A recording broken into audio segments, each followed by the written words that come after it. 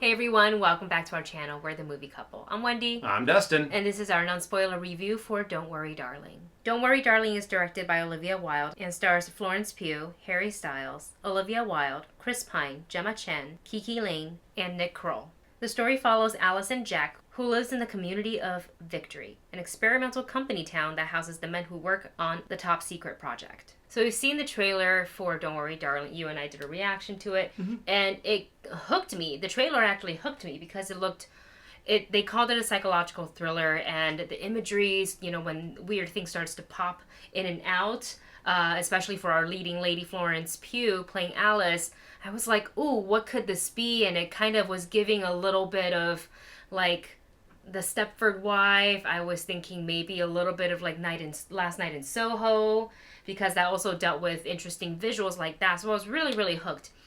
But then, and I don't know if you followed sort of the press tour. I didn't follow the press tour. I heard that there was some drama that happened on the press tour. It was weird, yeah. There was some sort of awkward things happening within the cast. I didn't follow it too closely because I didn't want to read that and have that affect, like our viewing experience for the film.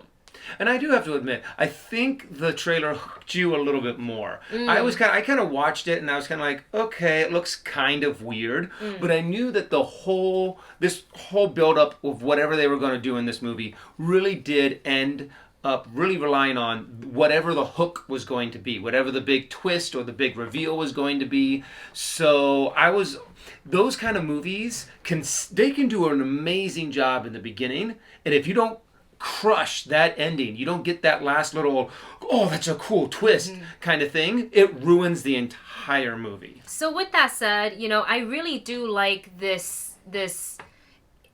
premise of them living in this community, this town of Victory. And it did really give, I don't want to say Pleasantville, but it really did give Stepford Wife, all the men, it was kind of on the clock, to the minute. They would all leave. They're all pulling out of the driveway at the same Yeah. time. The wives waving goodbye. And I thought it weird being, well, if they're all working at the same place in this little 1950s Why don't they town, carpool? why don't they carpool? Or because they also have, it seems like the resources are kind of limitless inside this town. I was like, there's a trolley that take the women around to do their errands or whatever. Why not have a company thing for the men as well? We find out a little bit later why things happen the way they seem, but it focuses a little bit more, actually it focuses a lot more on the women, specifically Alice, rather than what the men are doing at this project. They called it like progressive material research or something. Development. Yeah, and that's what the whole movie kind of revolves around, is that the men go off and go to work. What are they doing? What's going on? What is this secret project? What is any of the information? You have like no idea what exactly is going on. And then when weird things start to happen in the town, but they're not like weird events. They're like things that could be done psychologically. Like, what is it when Florence, you see it in the trailer. Yes. Florence Pugh gets squished by the window, and then all of a sudden it's back to normal. Right. She's cooking, and those eggs that just are basically fake. When even though they show multiple shots of her frying up an egg and some bacon in the morning, so obviously there is tangible material there. So how does this all make sense? And I think what really kicked it off for Alice is when she started to see her neighbor Margaret's reaction to certain things, and they keep saying, oh, Margaret's not well, and all of a sudden, like, after something kind of traumatic that Alice witnessed with Margaret and her husband wasn't really around anymore. So that's when the mystery started to build. They first kind of build up the world of like the seemingly perfect little town, and they're so lucky to be there. They have nothing to ask for. Everything's perfect. Don't ask questions. There's There's just one thing that you don't do. Don't do it.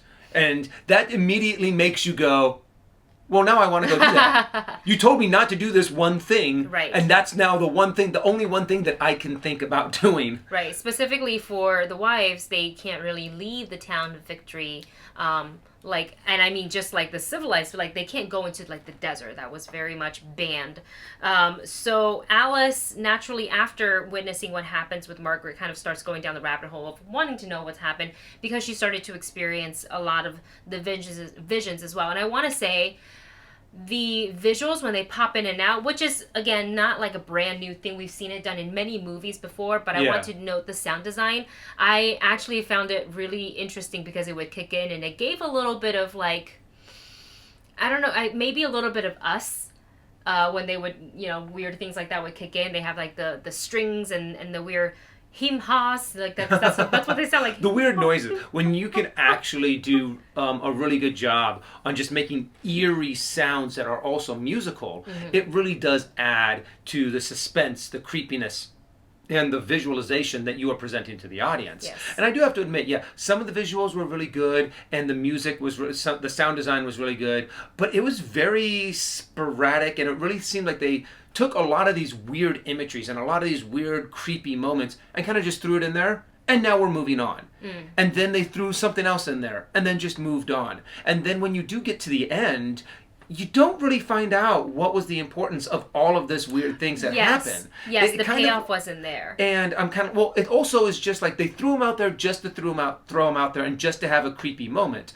Not really explaining, the reason why this happened is because of this. There was no explanation. It really does seem like they just threw it out there just for, I got a really good idea for a creepy moment. Yes. So, as we said, this is a non-spoiler review, and so we can't really talk about the third act, but you did mention something that I want to talk about. In a film, in a psychological thriller like this, it doesn't necessarily rely on a twist, but usually in the story there is some sort of that twist, that reveal of like what's underneath all of this, and when they execute it well, it is so good and so juicy. You're like, yes, I am here for it. Unfortunately, the third act is actually where the movie fell apart for me, and I feel like they worked pretty hard in Act 1 and Act 2 to try to get us there, and I could see it was a little predictable to see where they're going, and it just didn't hit the marks for me. I felt like Act 3 was actually the weakest one. It didn't really connect for me as much as I was hoping it would with all the setup. In all honesty, it felt like a very long Black Mirror episode that wasn't executed well. Yeah, and honestly, with that being said about Black Mirror, I think this movie would have been a lot better if you would have taken out like another 30 minutes of this movie. There was a lot of unnecessary creepy scenes that had no payoff or really no connection to what the main storyline was. And I think you could have done better on making it like, say, an hour-long Black Mirror episode.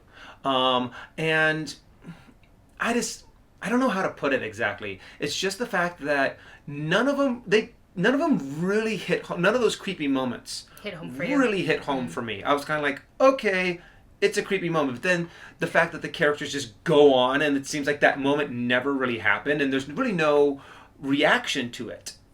So I didn't have any attachment to any of the characters or any of the moments or any of the situations that were happening in this movie. Yeah, I feel like there was, in the third act, there was opportunity to spend some more time with Alice and Jack. And it's going to sound weird saying this because the movie does really center around them. But once you see the movie, you'll understand there is a reason why we want to spend more time with Alice and Jack, specifically in the third act. And we didn't get that. And I feel like if we had shortened Act 1 and 2 somewhere and gave us more time with Alice and Jack in the third act, in the way that they were being portrayed when things were revealing, I think that payoff would have been a little bit better. I agree with that too. Because I wanted more from that, and they gave us just really the tip of the iceberg. Let's talk performance. Florence, this is very much a Florence Pugh movie. Yes. She is we already know she is excellent in everything that she's been in, and she continues to crush it. I just love watching her on screen because she really gives 110%. I am singing her praises. For the other performances, I really wish we would have gotten more from Chris Pine. I thought from the trailer that he was going to have to play a bigger part. And on paper, in a way, and again, once you see the reveal, you'll understand. On paper, he does, but in the movie, I felt like we were missing his presence a lot. I also just feel like there wasn't really anything original about the points that they were trying to make with this movie. I felt like they could have gone down one really good path about like cultism or having that charismatic leader with Chris Pine, and if they would have spent more time with him, I think they could have explored that a lot better. Yeah, and there was, speaking about things that didn't, really fully get explored, there's a part with Gemma Chen towards the end of the movie as well, and just zero explanation for it. I would have liked to find out what more about her character as well. So it was great to focus a lot of it on Alice and on Jack, and I get that because, you know, it's Florence, she is the lead, but there were other aspects about the other neighbors that I would have liked the movie to lean into just a little bit more. So Yeah. with that said, let's go ahead and give our rating, which is listed in the video description below.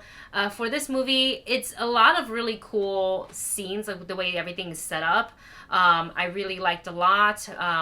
Some of the creepier, like visually, you know, moments like that were shot really, really well, in my opinion. But it doesn't make it, in my opinion, it isn't better if you experience it in theaters or if you experience it at home. So my rating for this film is going to be stream it. I have to admit, even though, yes, Florence Pugh did an amazing job, they had some really cool sound design and some really good cinematography with some of these creepy moments.